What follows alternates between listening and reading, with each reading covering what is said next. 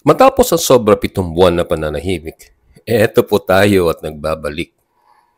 Hindi po ako nakapag-upload ng mga videos kasi nag-a-adjust pa po ako bilang isang baguhang content creator at bilang isang guro.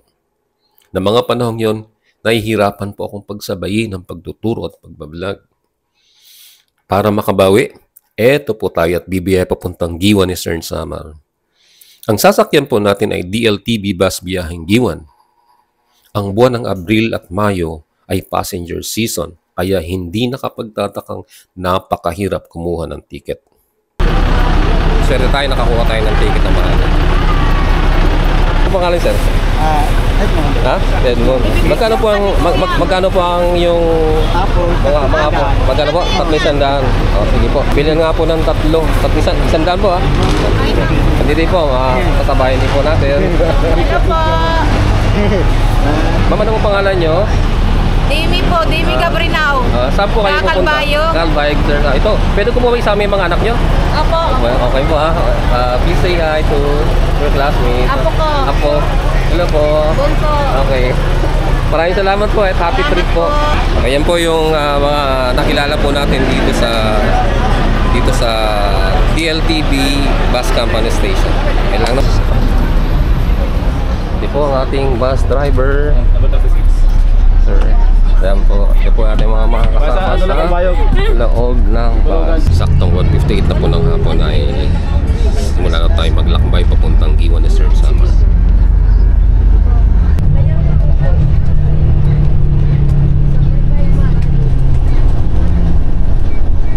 Wapo nga tayo sandali kasi may sumasakay pa mga pasahero. Dito pa rin po tayo sa Pasay sa Metramo. Kasi meron ang lalagay ng mga kargamento.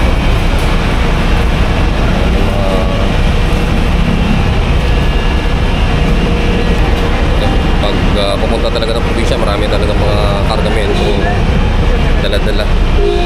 Ano po pangalan nyo? 1997, Romeo Baksal. Romeo Baksal, maraming salamat po. 1997 pa. Matagal na po kayo pala kayo dito. Di po kay DLTV ba ito? Ngayon DLTV na. Dati taga DLTV din po sila. Yung taga-ticket ng mga bagay. Okay. Sir, okay lang po sir, sama ka po kayo. Okay po yan. Ano po pangalan sir? Subika. Matagal pa po tayo bago umalis. Alis na po, alis na. Okay, salamat po sir. Sir, ano po pangalan nyo? Pwede malaman? Joel. Joel. Salamat po sir Joel ha. Taga DLTV po sir Joel. Wala po pangalan sir? Tama po kayo sa vlog ko? Si Chito po, Tonton. Pasahero po ba kayo dito? Puntang Bicol ho. Ito, maraming salamat po sir. Maraming salamat. Salamat po. Alis na po tayo sir. Sige, salamat po.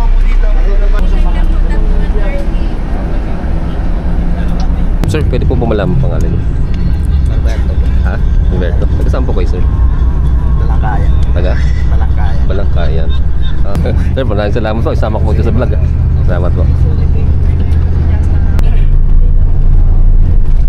4:80 na po ng hapon at dito po tayo ngayon dito na po tayo sa Lexo Southern Luzon Expressway, kaya medyo mabilis na pong takbo natin.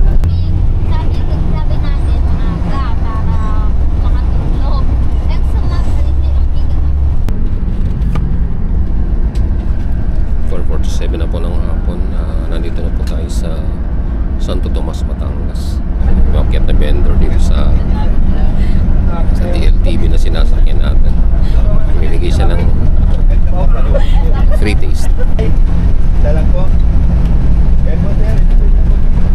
Kayang kumuha ng free taste tapos hindi ka bibili. Kawawa ng lugi siya. Magandang gabi mga kagala. Andito po tayo ngayon sa Pagbilao, Quezon. At dumating po tayo mga alas 7 na. Dito po tayo kumain sa Mom's Kitchen. Yan po. Ikot po muna tayo dito. Dito. Pwede ko po ba kayo isama sa vlog? So anong lugar na po ito? Pagbilaw kayo. Pagbilao, Quezon. Maraming salamat po. Anong lugar na po ito sir? Pagbilaw, Sir Quezon. Pagbilao, Quezon. Sige po sir. Maraming salamat po. Sakay po kami noong 14-16. Iyain na po tayo ngayon. Pagkatapos kumain, may energy na po tayo. Kaya tuloy-tuloy na po ang ating biyahe. Nang umaga mga kagal, nandito po tayo ngayon. Nandito na po tayo ngayon sa Barangay Santa Elena, Camarines Norte. So, Bicol na po tayo ngayon. It's exactly 12:14 po na madaling araw. Tayo-tayo po yung tinggal. Grabe sa nakyan. Tawa ko ng tawa eh. Lagi na. 44. Tirang ihit. Ano pangalan niyo, sir? Eman po. Ha? Eman. Si Eman, sir. Anong lugar na po, sir? Maligalbay po. Kamalay Galvay. Alright, salamat, sir. Welcome po. Welcome. Welcome ngayon. Kasalukuyan po natin nakikita ng may uso. Ito po, CCR po muna tayo. At para ang napakagandang tanawin na may volcano. Ayun. Tumigil po ang bus dito para kolektahin yung pambayad sa ferry boat. 60 pesos po yun. May pumunta po dito kanina kolekta. Para mamaya ay diretso sakay na lang po. Hindi ka napipila nun. Ito na po yung ticket sa ferry. May pamimigay na po. Yung singili kanina 60 pesos ay dito na. Pamimigay na po.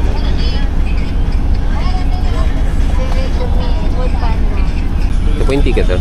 Ito po yung ticket. Sama ko po kayo sa Vlog? Apo. Ano pangalan niyo, sir? Pangalan niyo, sir? Jiman? Ha? Jiman. Oo, salamat po, sir. Ano pa pangalan niyo, sir? Po. Ano pangalan niyo? Mark po. Sama ko tayo sa vlog, ah. Salamat po. Saging mo kay Janet Log, tubig na po, mineral. Magkano, sir, saging niya? 40 po isang balot, sir. 40, isang balot. Mas mukha din kanina, oh. Mas mura sa'yo. Sige, kuha po kanisa. Ano yung pa kasi, sir, nakitinda po, sintuhan. Sino? Yung iba. Ganun mahal. po nga. Kaya po tayo ngayon nakapila para papasok ng Macnon Port area. At sakay na po tayo ng ferry boat. Po haba po ng pila rito. Kaya po. Ayan po, pila dito po. Bawat pasahero po ay magbabayad ng terminal fee.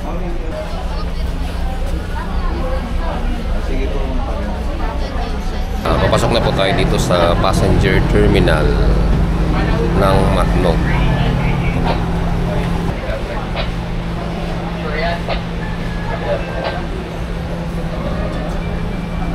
Tayo ng passenger terminal. Ano po sila yun? Diretso na po tayo sa barko. Napakaganda ng ginawa nila, kinolekta tapos ayun, ibinayad tayo, kaya tayo hindi na po tayo nag-aantay doon. Kaya tayo diretso na po dito sa barko. Grabe init. Dapat tayo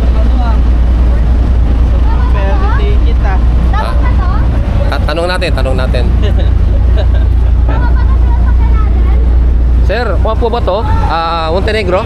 Ay, ito po. Sige po. Ito ngayon. Dito po tayo sa taas ng Montenegro. Shipping lines. Maraming tao. Grabe. Kailangan marami kang inumin na tubig pag ganitong panahon. O hindi, baka ma-heat stroke ka. Ma'am, pwede po malaman pangalan nyo? Hi, I'm Kaangog Queen. May YouTube channel din po ako. Ay, ganun po? Queen pa yan. Ganun po. So, yung tandaan niyo po yung mga YouTube channel po ni Ma'am, ha? Yes po. Saan po kayo papunta? Ha?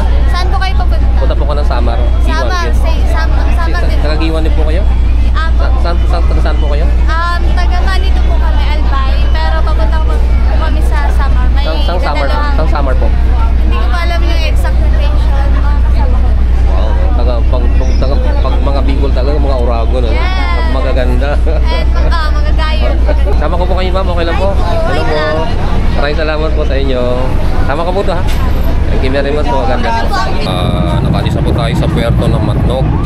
At kasalukuyan na po tayo simulang maglalakbay pumunta sa Allen, Northern Samar. Yan po. Exactly 1:39 PM po nang umalis tayo ng puerto ng Macnog.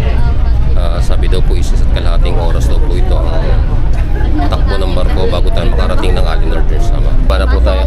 Dito na po may pila. Parang nalayo na ako. Kasunod kami, ha? Sensya na.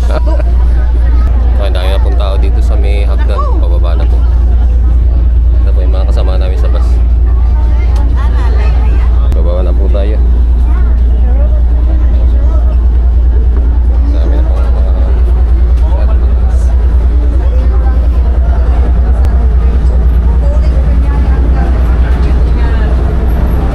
po tayo, nakababa na po tayo ng hagdan at palabas na po tayo ng barko. Yan, yung mga kasamaan natin. Yung ba, no? Kasintaas niya yung kanyang kargamento. Amazing, amazing. Po ay nasa isla na po ng Samar. Northern Samar na po ito. Allen, Northern Samar. Wala po dito. Wala po dito ating bus. Baka nasa loob, baka lumampas po tayo. Balik po tayo. 1416 GMTV, Borongan, Diwa. Ay, salamat. Ay, salamat sir. Ay, init. Di ba sabi ko? Lumampas po tayo. Ay, salamat sa Diyos. Dito na po tayo sa loob.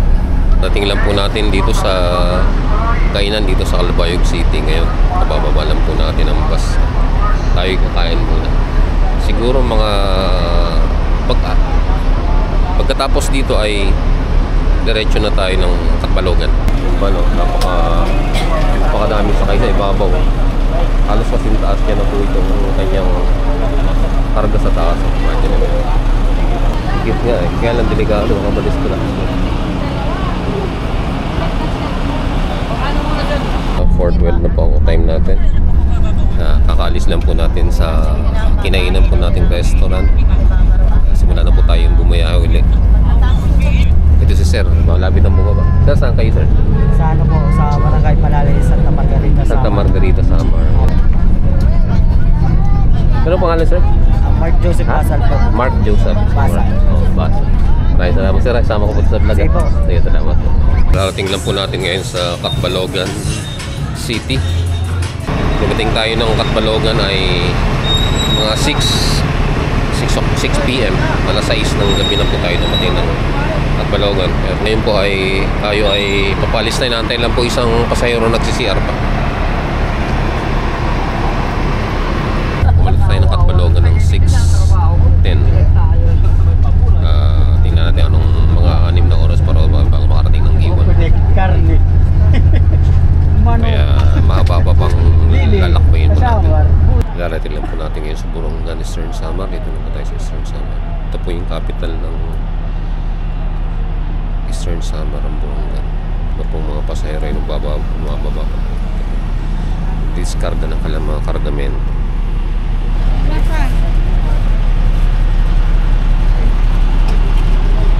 Ulan po ngayon kaya tayo. Kiyat muna tayo. Antayin pa natin isang bus kasi sarado ang aircon. Bali, yung pasahero ng isang bus na nasiraan ng aircon ay lilipat dito sa kasalukuyan natin sinasakyan. Ngayon po ay 9:55 PM na po ng gabi. Although malapit-lapit na po tayo, mga